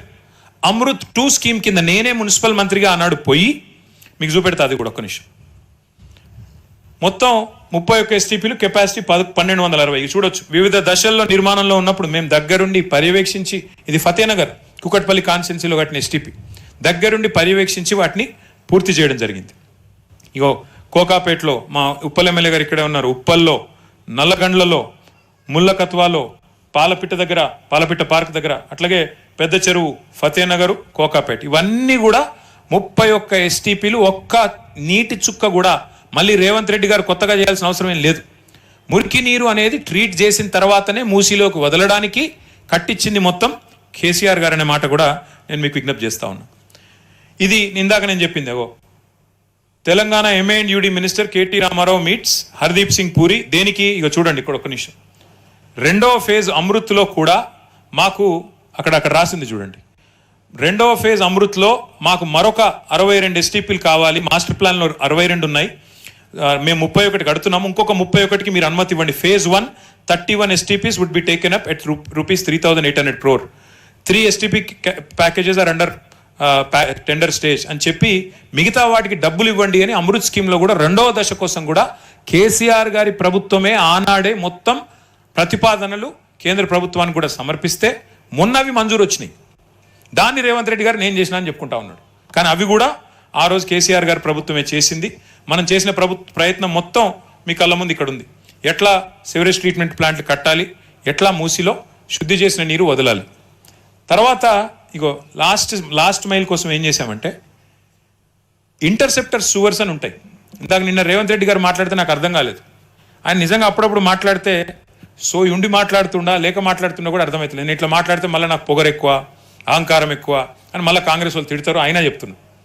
బాధ ఎక్కడ అనిపిస్తుంది అంటే, మీరు మున్సిపల్ మంత్రి, 5,000 ఆటోలు ఇచ్చినాం, ఆటోలో చెత్త ఎత్తుతుండ్రో లేదో నాకు తెలియదు, ఏమనాలి మరి నిన్నగా? నేను ముఖ్యమంత్రిని, కానీ రైతు బంద్ చేసినా, రైతు రుణమాఫీ చేసినా పడేయో లేవో నాకు తెలియదు, ఏమనాలి నిన్ను చెప్పండి? ఇట్లా అంటేనేమో మళ్ళీ బాధ అనిపిస్తుంది. కానీ నిన్ను అంటాడు STPల నీళ్లు తీసుకొచ్చి, ట్రీట్ చేసిన నీళ్లు తీసుకొచ్చి మూసిలోకి ఇడిచిపెట్టాను. మరి ఇడిచిపెట్టాలా? నీ జూబ్లీ హిల్స్ ప్యాలెస్ ఇడిచిపెట్టాలనా? ట్రీట్ చేసిన నీళ్ళు మూసిలోకి ఇడిచిపెడతాం కదా, ఇంకేడు ఇడిచిపెడతాం? ఆ ఇడిచిపెట్టే ముందు కూడా ఇంటర్సెప్టర్ సువర్స్ అని మేము ప్రతిపాదించి మొత్తం ఇప్పుడు 54 నాళాలు ఉంటాయి కదా, ఆ 54 నాళాల నుంచి వచ్చే వాటిని కొన్నిటిని ఒక దగ్గర తీసుకొచ్చి అవన్నిటిని ఇంటర్సెప్ట్ చేసి ఒక దగ్గరికి మళ్ళిచ్చి ట్రీట్ చేసి ఆ ట్రీటెడ్ వాటర్ని మూసిలోకి వదులుతాము. ట్రీట్మెంట్ అయినాక ఇంకెక్కడ వదులుతాం? మరి మీ ఇంటికి వదులుతామా? ఈ మాట అంటే కోపం వస్తుంది ఆయన. మళ్ళీ నాకు అహంకారం, పొగరు, ఈ మాటలు మాట్లాడతారు. ఇది కూడా తెలియని ఆయన మున్సిపల్ మంత్రి ఎట్లయితాడు? ఇది కూడా తెలియని ఆయన మూసి సుందరీకరణ చేస్తారంట, మనం వినాలంట. ఇంకా విచిత్రం మీరు చూడండి, మాకు ఆశ్చర్యం అనిపించేది. అసలు ఈ ప్రాజెక్టు అంటే నేను నిన్న చట్టాలు పాటిస్తామని చెప్తారేమో అనుకున్నా. అసలు ఈ ప్రాజెక్టు విషయంలో ఈ రోజు వరకు 2.5 ఏళ్ళు అయింది నీ ప్రభుత్వం వచ్చి. ఎన్వైరన్మెంట్ ఇంపాక్ట్ అసెస్మెంట్ చేసినవా? సోషల్ ఇంపాక్ట్ అసెస్మెంట్ చేసినవా? అసలు డీటెయిల్డ్ ప్రాజెక్ట్ రిపోర్ట్ ఉందా నీ దగ్గర? సమగ్ర ప్రణాళిక ఉందా? ఈ ప్రశ్నకు సమాధానం ఉందా ప్రభుత్వంలో? నేనేం చెప్పారు? DPR ప్రజెంటేషన్ ఇస్తామన్నారు. ఆయన నరసింహారెడ్డి గారు మాట్లాడితే ఏం చెప్తున్నాడు? మీ దగ్గర సూచనలు అన్నీ తీసుకొని ఇప్పుడు DPR తయారు చేస్తామని చెప్తున్నాడు. ఏం అర్థం చేసుకోవాలి ప్రభుత్వాన్ని? ఎట్లా అర్థం చేసుకోవాలి? నువ్వు DPRే తయారు చేయలేదు, మరి పోయి రిచ్మండ్ విల్లాస్లో 2 మార్కులు ఎందుకు వేస్తున్నావు? నువ్వు పోయి ప్రజల ఆస్తుల మీద 2 మార్కులు ఎందుకు వేస్తున్నావు? వాళ్ళని 0 వాల్యూ ఎందుకు చేస్తున్నావు? ఎందుకు ప్రాహిబిటెడ్ లిస్ట్లో పెడుతున్నావు? DPRే దిక్కులేదు నీకు. అసలు ఏం చేస్తావో నీకే తెలియదు. అట్లాంటప్పుడు ఎందుకు ప్రజల ఆస్తులను ఈ రకంగా చేస్తా ఉన్నావు? ఇంకా విచిత్రమైన మాట రేవంత్ రెడ్డి గారు చెప్తున్నారు, మేము TDRలు ఇస్తాం. ఇందాక సోదరుడు చెప్తా ఉన్నారు TDRల గురించి, ఆయన సైంటిస్ట్ గారు. TDR అంటే ట్రాన్స్ఫరబుల్ డెవలప్మెంట్ రైట్స్. కానీ ఈ ప్రభుత్వం వచ్చినాక TDR నిర్వచనం మారిపోయింది. ఇప్పుడు TDR అంటే తిరుపతి రెడ్డి, రేవంత్ రెడ్డి వాళ్ళ అన్న. మొత్తం ఆయనే కొనుక్కొని ఆయన కింద వేసుకొని కూర్చున్నాడు. ఉన్నమాట చెప్తున్నా మీకు. అట్లా మారిపోయింది పరిస్థితి. అందుకే ఇప్పుడు మీ TDRకి విలువ కూడా లేదు. ఓన్లీ తిరుపతి రెడ్డి దగ్గర ఉంటేనే దానికి విలువ. ఇది వాస్తవం, నేను చెప్పేదేం అబద్ధం కాదు. మీకు ఏదో కాగితం ఇచ్చినట్టు ఇచ్చి ఇవాళ మీకు 0 వాల్యూ ఉందని చెప్పి రేవంత్ రెడ్డి గారు చెప్తా ఉన్నారు. నేను అనేది అందుకే రేవంత్ రెడ్డి గారికి, అయ్యా ఇలా 0 వాల్యూ ఎవరికి ఉందయ్యా అంటే మా వాళ్ళ ఆస్తులకు కాదు, నీ మాటలకు 0 వాల్యూ ఉంది. రేవంత్ రెడ్డి గారు ముఖ్యమంత్రిగా నీ మాటకు 0 వాల్యూ ఈరోజు మార్కెట్లో. అందుకే నేను ఎవరు నమ్మతలేరు వాస్తవాలు చెప్పాలి అంటే. ఇంకొక మాట నేను అడుగుతా, అపార్ట్మెంట్లో ఒక అపార్ట్మెంట్ వాళ్ళ గురించి మొన్న వాళ్ళని మచ్చిక చేసుకోవడానికి అందులో 2-3 జర్నలిస్టులు ఉన్నారు. వాళ్ళని కాకాబట్టి వాళ్ళని బుట్టలు వేసుకోవడానికి ముఖ్యమంత్రి గారు పాపం చాలా అష్టకష్టాలు పడి, మీరు జర్నలిస్టులు ఏమనుకోకురు పోయి, ఏమంటాడు, ఆ అపార్ట్మెంట్ వాళ్ళకి నేను మాటిస్తున్నా, పక్కకి 7 ఎకరాలు కొనిస్తా, మీకు అందులోనే ఇంకా బెహతరీన్ కట్టిస్తా అంటుండు. చాలా ఆశ్చర్యం అనిపించింది నాకు. మరి మిగతా వాళ్ళ సంగతి ఏంది? హనుమాన్ నగర్ వాళ్ళ సంగతి ఏంది? హిమాయత్ సాగర్ వాళ్ళ సంగతి ఏంది? వీళ్ళకి కూడా జాగాలకు బదులు జాగిస్తావా? పక్కకే ఇస్తావా? సరిపడా జాగాకు బదులు జాగా ఇవ్వాలి కదా. ఒకరికి ఇస్తే అందరికి ఇవ్వాలి కదా. మరి అపార్ట్మెంట్ వాళ్ళని ఒక తిరిగా, బస్తీలను ఒక తిరిగా చూడొద్దు కదా. ప్రభుత్వం అన్నాక అందరు ఒకటే కదా. అందరికి ఓట్లు ఉన్నాయి. మీరైనా ఓటెత్తారు. అంబానీకి ఒకటే ఓటు, మనకు ఒకటే ఓటు. వాళ్ళేం మన 1000 ఓట్లు 1,00,000 ఓట్లు ఉండవు కదా. అందుకే రేవంత్ రెడ్డి గారు, మీరు ఇంతవరకు R&R అసలు ఆలోచన చేసిండ్రా? రిలీఫ్ అండ్ రీహాబిలిటేషన్ ఆలోచన చేసిండ్రా? 2013 చట్టం ప్రకారం, భూసేకరణ చట్టం ప్రకారం నిర్వాసితులకు ఎంత ఇవ్వాలి కాంపెన్సేషన్, కనీసం మీకు అవగాహన ఉందా మీ ప్రభుత్వానికి? ఉత్త TTRలు ఇచ్చి చేలు దులుపుకుంటే అయిపోతుంది అనుకుంటున్నారా? ఎవరు ఎంత కోల్పోతున్నారు, ఎవరికి ఎంత పరిహారం ఇవ్వాలి అనేది చట్టం ఉంది. నా ఇష్టానుసారంగా నేను చేస్తాను అనుకుంటే కుదరదు. మేము కాళేశ్వరం కట్టినాం. కడితే ప్రజలను ఒప్పించి మెప్పించి కొన్ని చోట్ల నిరసనలు వ్యక్తమైన చివరికి వాళ్ళకి నష్టపరిహారం ఇచ్చిన తర్వాతనే మళ్ళీ ప్రాజెక్ట్ పూర్తి చేయడం జరిగింది. అభివృద్ధికి మేము వ్యతిరేకం కాదు, అసలే కాదు. కానీ ఈ దోపిడీకి, నీ భూ దోపిడీకి, నీ దాహానికి, మూసీ వెనకాల, మూసీ తీరంలో నువ్వేదైతే భూముల మీద కన్నేసి ఇవాళ చేప పేరు చెప్పి చెరువు మొత్తం ఆక్రమించే ప్రయత్నం చేస్తున్నావో దానికి మాత్రం బరాబర్ మేము వ్యతిరేకం. అందులో అనుమానమే లేదనే మాట మళ్ళొకసారి రేవంత్ రెడ్డి గారికి నేను విజ్ఞప్తి చేస్తా ఉన్నా. ఇది ఒక్కసారి చూడండి. ఇది బయో రెమిడియేషన్ ప్లాంట్స్ అంటారు వీటిని. వీటిని కూడా మేము మా డిజైన్లో పెట్టాం. రేవంత్ రెడ్డి గారు కొత్తగా ఏమీ చేయాల్సిన పని లేదు. ఈ డిజైన్లు యథాతథంగా అమలు చేసి ఒక ఇల్లు కూలగొట్టకుండా మూసీ సుందరీకరణ 16,000 కోట్లతో చేయవచ్చు. కానీ ఆయన చేయడానికి సిద్ధంగా లేడు. ఆయన ఆలోచన 3,000 ఎకరాలు కావాలి ఇక్కడ ఈ ప్రాంతంలో, కిందికి పోతే ఇంకా మళ్ళీ ఇంకొక 5-6 ఎకరాలు కావాలి, ఇక్కడ 10,000 మంది కొంపలు కూల్చాలి, కిందికి పోయి మళ్ళీ ఒక 90,000 కొంపలు కూల్చాలి. ఇది రేవంత్ రెడ్డి గారి ఆలోచన. మీకు ఎట్లా చేయొచ్చు ఇల్లు కూలగొట్టకుండా అని కొంతమంది మిత్రులు అడుగుతా ఉన్నారు, మీడియా మిత్రులను. అది కూడా చూపెడతాను. ఎట్లా చేయొచ్చు అంటే ముందు ఫ్లడ్ ప్రివెన్షన్ చేయాలి. ఫస్ట్ వరద నీరు రాకుండా చేయాలి. వరద నీరు రాకుండా చేయాలంటే ఏం చేయాలి? ముందు మున్సిపల్ మంత్రికి సోయి ఉండాలి. SNDP అనేది మొత్తం మేము ఆనాడు ఫస్ట్ ఫేజ్లో 1000 కోట్లతో పెడితే, రెండవ ఫేజ్ 5,000 కోట్లతో ప్రతిపాదిస్తే రేవంత్ రెడ్డి గారు రాగానే చేసిన మొట్టమొదటి పని ఏందో తెలుసా? ఆ 5,000 కోట్ల వరకు క్యాన్సిల్ చేసిండు. ఫస్ట్ పని వరద నీటి నివారణ కోసం ఫస్ట్ ఫేజ్ మేము పూర్తి చేసి 1000 కోట్లతో ఎట్లయితే అది కనబడుతుంది చూడండి కాలువ, SNDP కాలువ, అట్లా మేము పూర్తి చేసి 1000 కోట్లతో 60 పనులు పూర్తి చేస్తే హైదరాబాద్ నగరంలో రెండవ ఫేజ్లో 5,000 కోట్లు పెడితే రేవంత్ రెడ్డి ప్రభుత్వం రాగానే మొత్తం రద్దు చేశాడు. హైదరాబాద్లో ముందు వరదను తప్పించాలి అని మేము ప్రయత్నం చేస్తే దాన్ని రద్దు. మేము చేసిన పని వల్ల ఏం లాభం జరిగిందో ఒకసారి చూపెట్టే ప్రయత్నం చేస్తాను నేను. ఇక చూడండి, కట్టక ముందు ఎట్లుండే, కట్టినాక ఎట్లయింది. ఆ పక్కన చూడండి, మల్లారెడ్డి రంగారెడ్డి నగర్లో వర్షం పడితే మునుకుండేది.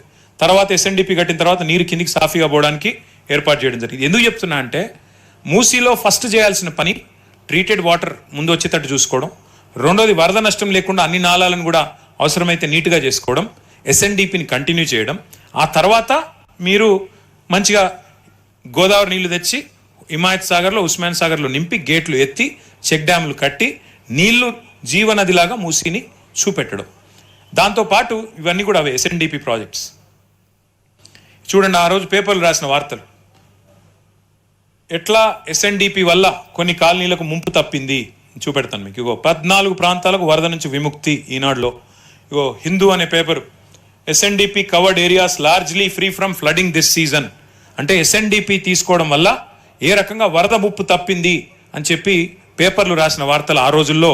ఇవన్నీ కూడా ఎక్కడెక్కడ చేశాము పనులు కూడా అవన్నీ లిస్ట్ ఉంది చూడండి అక్కడ నమస్తే తెలంగాణ పేపర్లో. మొత్తం ఏ నియోజకవర్గంలో ఎన్నెన్ని చేసినాం.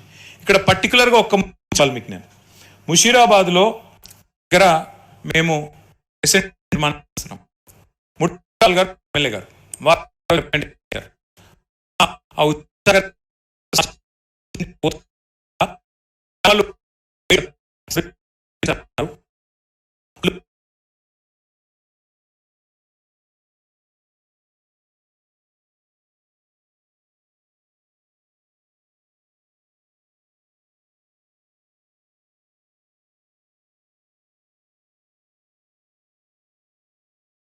ఉంటుంది అన్నారు. 420 ఇళ్లలో ఒక్క ఇల్లు పోకుండా దాన్ని వైడెన్ చేసి చూపెట్టిన ఘనత కేసీఆర్ గారి ప్రభుత్వాన్ని ముషీరాబాద్. నేను చెప్పింది తప్పైతే నేను ఏ శిక్షకైనా సిద్ధం. కావాలంటే రేవంత్ రెడ్డి గారు ఇలా ఆయన మున్సిపల్ మంత్రి, కావాలంటే పోయి చూసుకోవచ్చు. ఒక్క ఇల్లు కూల్చకుండా కేసీఆర్ గారు ప్రభుత్వం చేసినప్పుడు మీరెందుకు చేయలేరు అన్నది ప్రశ్న. ఇంకొక పని కూడా మేము ఆ రోజు డిజైన్లోనే చూపెట్టాం. ఫ్లడ్ కంట్రోల్ అంటే ఎట్లా చేయొచ్చు, ఎట్లా బిల్డింగ్ల మీద నుంచి కూడా నీళ్లను కిందికి జారే విధంగా ముందే ప్లంబింగ్ తో సహా అన్ని డిజైన్ చేసి అండర్ గ్రౌండ్ ఎట్లా తీసుకొని పోవచ్చు, కమర్షియల్ బిల్డింగ్ అయితే ఎట్లా, రెసిడెన్షియల్ అయితే ఎట్లా, ఫ్లడ్ కంట్రోల్ ఫ్లడ్ మేనేజ్మెంట్ కోసం కూడా డిజైన్స్ అన్ని ఇప్పుడు ప్రభుత్వం దగ్గర ఉన్నాయి. కానీ ఆ రోజు కోవిడ్ తర్వాత డబ్బులు లేక కొంత స్లో డౌన్ చేసినాం తప్ప, లేకపోతే ఈ టర్మ్ కనుక మనం వచ్చింటే ఈ పాటికి హైదరాబాద్ లో ఈ పనులన్నీ మనమే చేసేది. బట్ భవిష్యత్తులో మళ్ళీ వచ్చాక మళ్ళీ చేసుకుందాం, ఎట్లాగే నేను చేయడు, మనమే చేసుకుందాం. ఇది ఆ రోజు మేము ప్రతిపాదించిన నిర్మాణాలు. ఎవ్వరికి డిస్టర్బెన్స్ లేకుండా నీట్ గా ప్రజలకు ఆహ్లాదం ఉండేటట్టు, అట్లాగే పక్కనే మనకి అవసరమైతే ఆ కొల్లూరు నుంచి నార్సింగ్ దాకా ఎట్లయితే సైక్లింగ్ ట్రాక్స్ కూడా కట్టామో, ఎక్కడ జాగా ఉంటే ప్రభుత్వ భూమి ఉంటే అక్కడ అట్లా చేయాలి అని ప్రతిపాదించాము. ప్రతిపాదించడమే కాకుండా చేసి చూపెట్టాం. మీరు చూడండి, ఆ పైన చేసి చూపెట్టింది, పైన మీరు చూస్తున్నది చేసి చూపెట్టింది, కిందనేమో ప్రతిపాదించిన బొమ్మ. ఇవేవి ఏఐ జనరేటెడ్ కాదు. నేను రేవంత్ రెడ్డి గారు చూపెట్టిన అన్ని ఆర్టిఫిషియల్ ఇంటెలిజెన్స్ జనరేటెడ్ ఇమేజెస్ తప్ప, మళ్ళీ అందులో కొన్ని కేసీఆర్ గారు ప్రభుత్వం చేసిన బొమ్మలు అవి కూడా చూపెడతాను మీకు. అవి వాడుకున్నారు తప్ప ఏమీ లేదు. ఇది ఇక్కడ ఒక్క మాట నేను చూపెట్టాను. ఇది ఒక 57 కిలోమీటర్లు మంచిరేవుల నుంచి కీసర దాకా మనం ప్రతిపాదించిన ఒక ఎక్స్ప్రెస్ వే.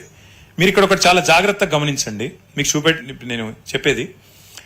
మంచిరేవుల నుంచి కింది దాకా మనం మూసీ మీదుగానే ఎక్స్ప్రెస్ వే ప్రతిపాదించినాం 8,900 కోట్ల రూపాయలతో. ఏం లాభం దీనివల్ల?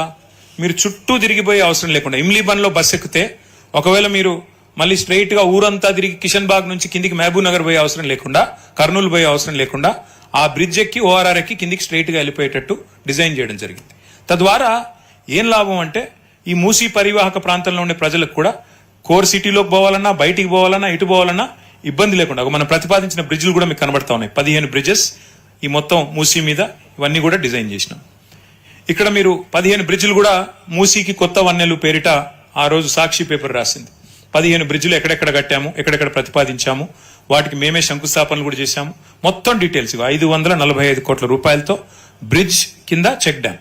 తద్వారా నీళ్ళు ఆపాలి, వాటిని మరి రేపటి రోజున ఎట్లా వినియోగించాలి. మొత్తం అక్కడి నుంచి ఇక్కడ దాకా ఇక్కడ చాలా జాగ్రత్తగా ఒకటి గమనించండి దయచేసి. ఒకసారి హ్యాండ్ మైక్ ఉందా? ఒకటి గమనించండి, ఆ పైన ఎక్కడైతే జాగా ఉందో మీరు గమనించండి, ఇక్కడ చాలా ఇంపార్టెంట్ ఇది. హ్యాండ్ మైక్ ఉందా? ఇది ఒక్కటి చూడండి. ఇక్కడ ఎక్కడైతే జాగుందో, ఎక్కడైతే ప్రభుత్వానికి రోడ్డు పక్కకు వెసులుబాటు ఉందో, ఇక్కడ గ్రీన్ లా కనబడుతుందిగా, గ్రీన్ లైన్, అక్కడ 2 దిక్కుల చెరువు, 2 దిక్కుల మనం రోడ్డు డిజైన్ చేశాం. ఎక్కడైతే జాగా లేదో ఆ రెడ్ లైన్ కనబడుతుంది కదా, అందులో మూసీ మధ్యలోకెళ్ళి తీసుకొని పోయినాం తప్ప ఒక్క ఇల్లు కూలగొట్టకుండా చేయాలి అనే అట్లా డిజైన్ చేశాం.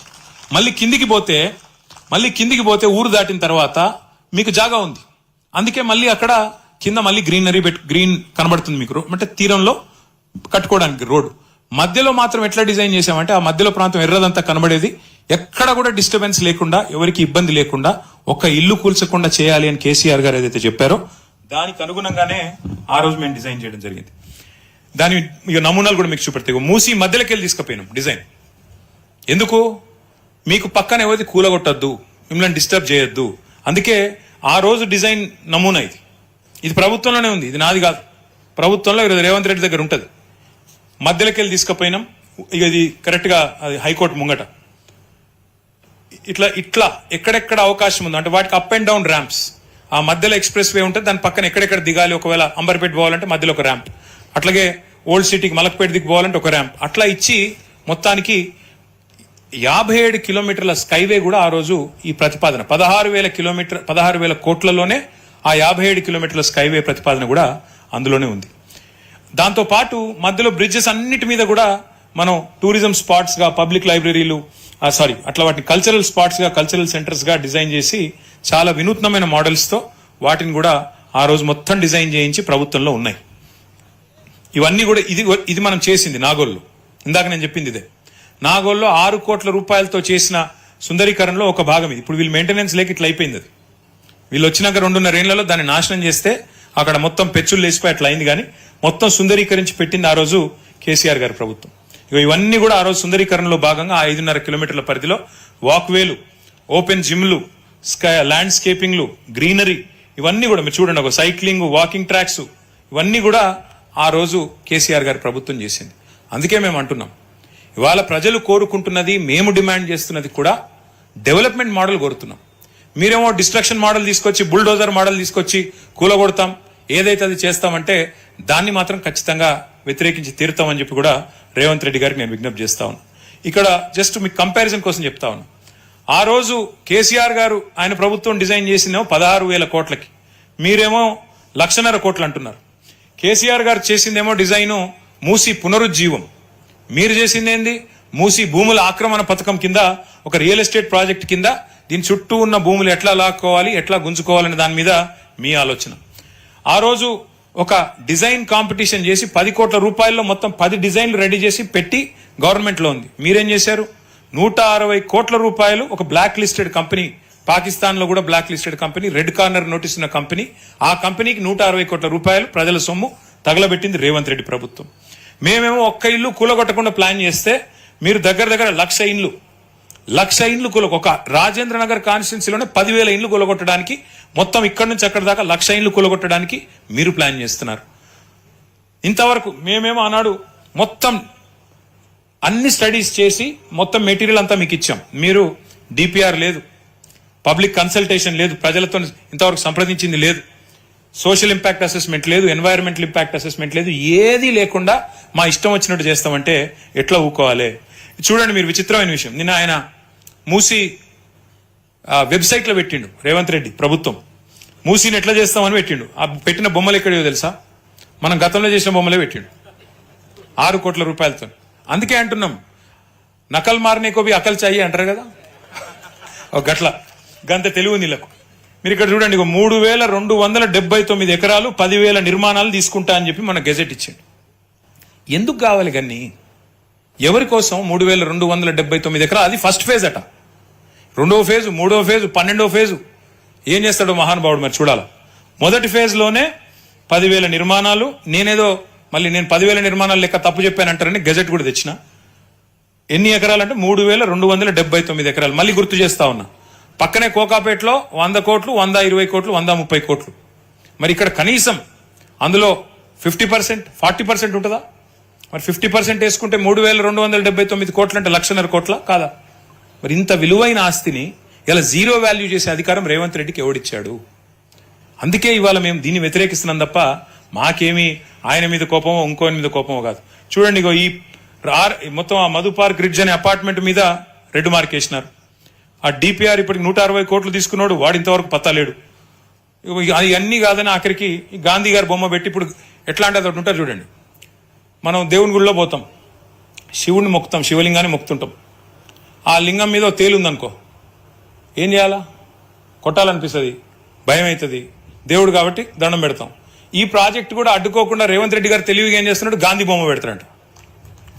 గాంధీ బొమ్మ పెట్టి, గాంధీ గారు ఉన్నారు కదా, గాంధీ బొమ్మ పెడతా అంటే అడ్డుకుంటారా మీరు? మహాత్మా గాంధీ అని చెప్పి ఇలా కావాలని గాంధీ గారి మునిమనుమడు వద్దంటున్నాడు, వద్దురా నాయన అని. అయినా నేను మాత్రం గాంధీ బొమ్మ పెడతా అని చెప్పి ఇవాళ గాంధీ సరోవర్ పేరిట మొత్తం అందరినీ గోల్మాల్ చేసే ప్రయత్నం ఈ ప్రభుత్వం చేస్తా ఉంది. ఇది ఒకసారి ఇక వారు చూడండి, ఇక్కడ ఇంకా విచిత్రమైన విషయం ఒకటి చెప్తా మీకు. ఇప్పుడు ఈ బిల్డింగ్లు కనబడుతున్నాయా మీకు? ఇక్కడ ఈ బిల్డింగ్ కనబడుతుంది కదా, ఈ బిల్డింగ్ కనబడుతుంది కదా, ఇది అక్కడనేమో గాంధీ బొమ్మ పైన ఈ బిల్డింగ్ కనబడుతుంది కదా. ఇక్కడ కరెక్ట్ గా ఇప్పుడు మధు పార్క్ రిడ్జ్ ఎక్కడ ఉన్నాయంటే ఇక్కడ ఉంది. మధు పార్క్ రిడ్జ్ ఏమో బఫర్లు ఉందట, కూలగొడతారట. మరి నువ్వు కట్టే బిల్డింగ్లకు బఫర్ వర్తించదా?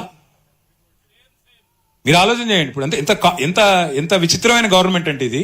ఉన్న బిల్డింగ్ కూలగొడతారట బఫర్ అని, కొత్త బిల్డింగ్లు కడతారంట అక్కడే. ఇది వాళ్ళ డిజైన్, నాది కాదు. ఇది నిన్న రేవంత్ రెడ్డి గారు ప్రజెంట్ చేసిన డిజైన్ ఇది. ఎక్కడైతే మధు పార్క్ ఉందో అది బఫర్ లో ఉంది కాబట్టి కూలగొడతానని చెప్పారు రేవంత్ రెడ్డి గారు. అసలు మీరు ఏం చేస్తున్నారో, కుడి చేయి ఏం చేస్తుందో ఎడమ చేయికి తెలుసా మీ ప్రభుత్వంలో? నేను అడుగుతాను. ఇంకా ఒక విషయం, సరే ఇక ఇవి మీకు తెలుసు, నేను చెప్పాల్సిన అవసరం లేదు. ఈ ప్రభుత్వం వచ్చాక పిల్లల్ని కనీసం వాళ్ళ ఇంట్లో పుస్తకాలు కూడా తీసుకోకుండా నిర్దాక్షిణ్యంగా నిర్దయగా కూలగొట్టిన ప్రభుత్వం. నిన్న కాక మొన్న ఖమ్మంలో 1,000 మంది ఇల్లు కూలగొట్టిన ప్రభుత్వం. నేను అడుగుతా ఉన్నా రేవంత్ రెడ్డి గారిని, అయ్యా ఇన్ని ఇల్లు కూలగొట్టారు మీరు చేసే పనుల వల్ల ప్రజల గుండెలు ఆగుతున్నాయి, ప్రజల గొంతులో వణుకు వినబడుతుంది. హైదరాబాద్ లో ఈ 2.5 ఏళ్లలో ఒక్క కొత్తిల్లు కట్టినవా నువ్వు నీ ప్రభుత్వం వచ్చినాక? ఇందిరం ఇల్లు అని ఊదరగొట్టి వస్తేవి ఒక్క ఇల్లు. మరి ఒక్క ఇల్లు కట్టే తెలివి లేని నీకు 1000 ఇండ్లు కూలగొట్టే అర్హత ఉందా అని నేను అడుగుతా ఉన్నా. మీ సమాధానం చెప్పాలని చెప్పి రేవంత్ రెడ్డి గారిని నేను డిమాండ్ చేస్తా ఉన్నాను. ఇదే నా పద్ధతి ప్రభుత్వం నడిపేది. ఇక చివరగా నేను చెప్పేది, అల్టిమేట్గా రివర్ చేయాల్సిందే, బ్యూటిఫికేషన్ చేయండి, కానీ ఈ పద్ధతిలో చేయండి. రివైవ్ ద రివర్, అంతేగాని డోంట్ రిమూవ్ ద పీపుల్. ప్రజల్ని డిస్ప్లేస్ చేయకు, డోంట్ రిమూవ్ ద పీపుల్. చేస్తే మేము చేతులు ముడుచుకొని కూర్చోము. ఖచ్చితంగా నిన్ను అడ్డుకుంటాం, నిన్ను నిరోధిస్తాం, నిన్ను ఆపుతాం.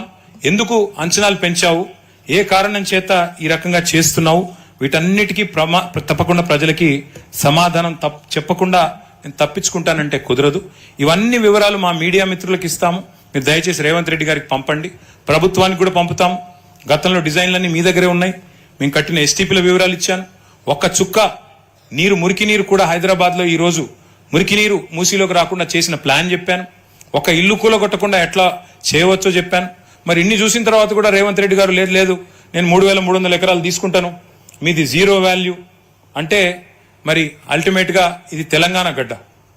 ఉద్యమాలతో ఢిల్లీ మెడలు వంచి అల్టిమేట్ గా రాష్ట్రం సాధించుకున్న భూమిపుత్రులు ఇక్కడ ఉన్నారు. వదిలిపెట్టం, ఎట్టి పరిస్థితుల్లో వదిలిపెట్టం. దయచేసి ఐక్యంగా ఉండండి.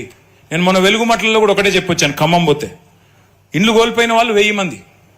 కానీ నిన్న ప్రభుత్వం పోయి విభజించు పాలించు అనే సూత్రం కింద 312 మందికి మాత్రం ఇండ్లు ఇచ్చి వాళ్ళను విభజించి మిగతా వాళ్ళని అక్కడ లేకుండా వాళ్ళని పోలీసు వాళ్ళని అడ్డం పెట్టుకుని తరిమేశారు.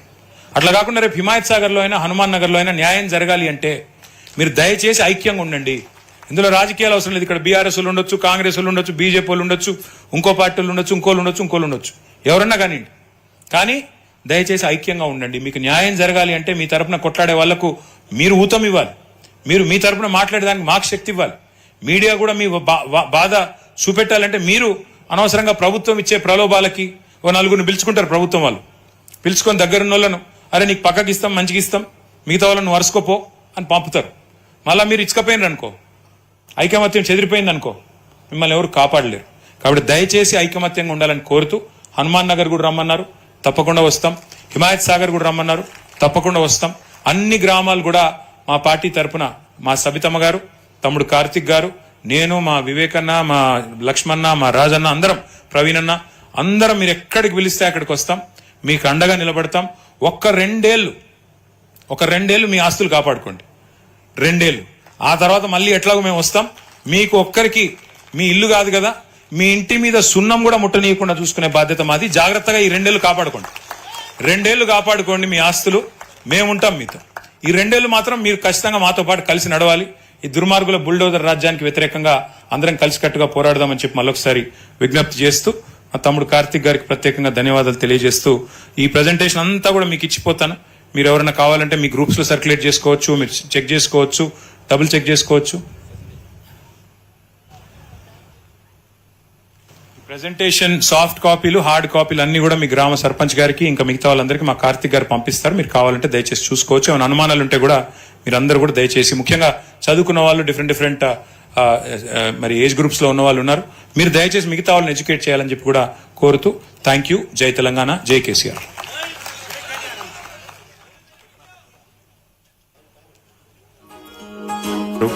మిగతా మిత్రులందరూ మాట్లాడుతుంటే ఒకటే ఒక అనుమానం వచ్చింది నాకు. వారి గొంతులో